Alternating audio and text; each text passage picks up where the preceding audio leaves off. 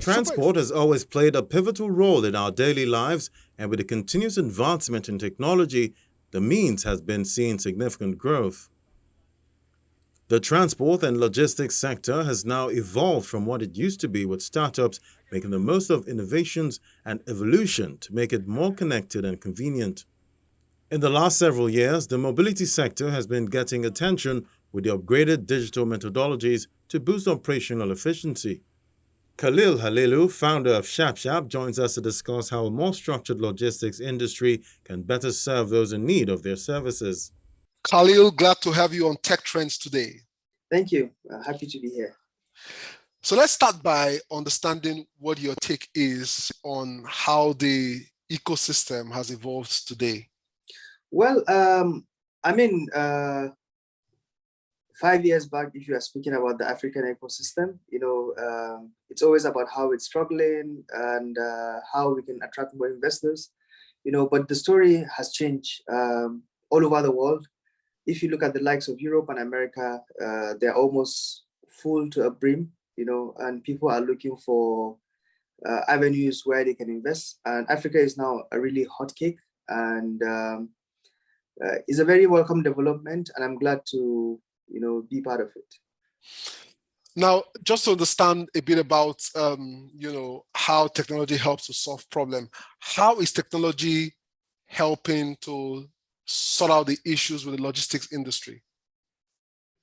Okay, number one, the logistics industry or mobility in general in Africa is largely underserved. You always have more demand than supply, but also to our surprise, this so-called drivers or logistic companies have not been able to really capture, the full potential. Basically, it's like taking a small airline and giving it an Emirates route, to serve, despite the fact that there's so much opportunity, but we haven't really had an effective system and way to be able to absorb and capture this opportunity.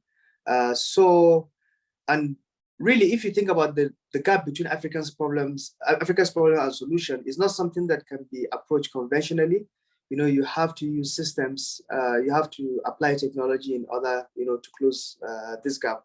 When you're talking about resources, more especially human resources, Africa is number one, but also when it comes to problem, we are number one. So it doesn't make sense for us to approach things conventionally. And it's not different when you talk about the logistics sector.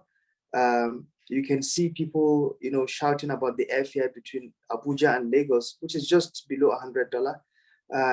In US, if you're talking about a flight out of New York that is just an hour, minimum you're talking about $200, $250, So yes, there is opportunity, but the approach we have to use to capture this opportunity must be very different and also localized. Okay, so maybe you should talk us through a bit about the role of policy, because there is the side of the startup, trying to solve the problem, and there's the side of the customer. But then, what role does policy play in all of this? I mean, you're talking about the Africa Free Trade Zone. You're talking about unskilled laborers. These are people that do not have strong negotiating power. We have a lot of payment gateways coming up, a lot of marketplaces coming up. But in the logistics, it has been a little bit slow compared to, other complementing industries you have, coming up. So definitely policy needs to come into play, and building a marketplace without logistics infrastructure is like going to a desert and building a beautiful mall, when without a road, that leads there, or in the middle of the ocean. So definitely we need policies that will encourage, investments, mostly around logistics sector. And another thing to really look at is the kind of model that we run, the gig economy model, most especially for last mile delivery, is something that is borrowed from Europe and America, where it's typically be run by students, at their leisure time, or when they have free time. But if you look in Africa, you see someone with a family of 5 or 6, trying to run the same concept. So definitely we have to have policies that will look into this and see how best can this individual survive, and what contribution policy needs to impact on the sector in general. But definitely, policy is a big thing when it comes to logistics sector.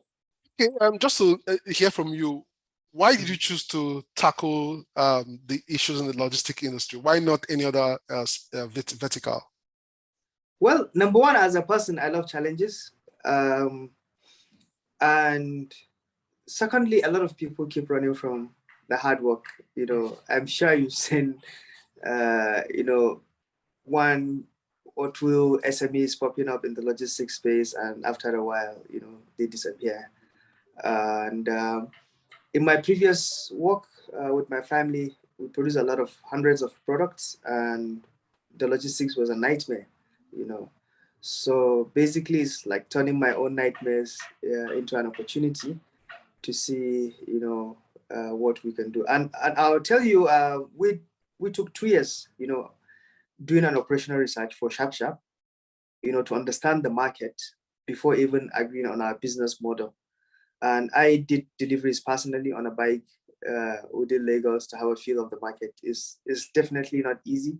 It's underestimated, and we really need to do better. So how has it been for you, trying to do this? I mean, so far so good. We are growing at a very good pace. We've completed over 40,000 deliveries in Lagos and Abuja. And we're scaling. And what we are doing mainly is to understand, this market and try to blend knowledge of the Nigerian market or the West African or African market and technology. There's one thing for a fact about this market is locals always win.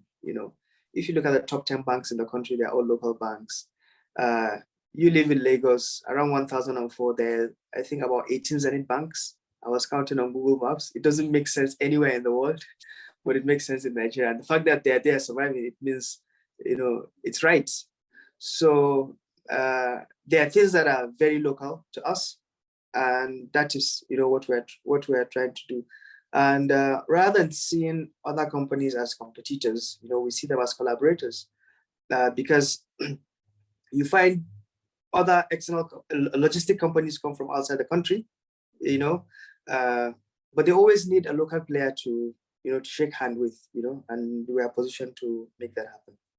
So if you look at your startup in 5 years, how would it evolve towards? Well, currently we believe we're number 3 in Lagos, as far as last mile delivery is concerned. And in 5 years, we hope to be number 1. And we hope to see every logistics last mile driver,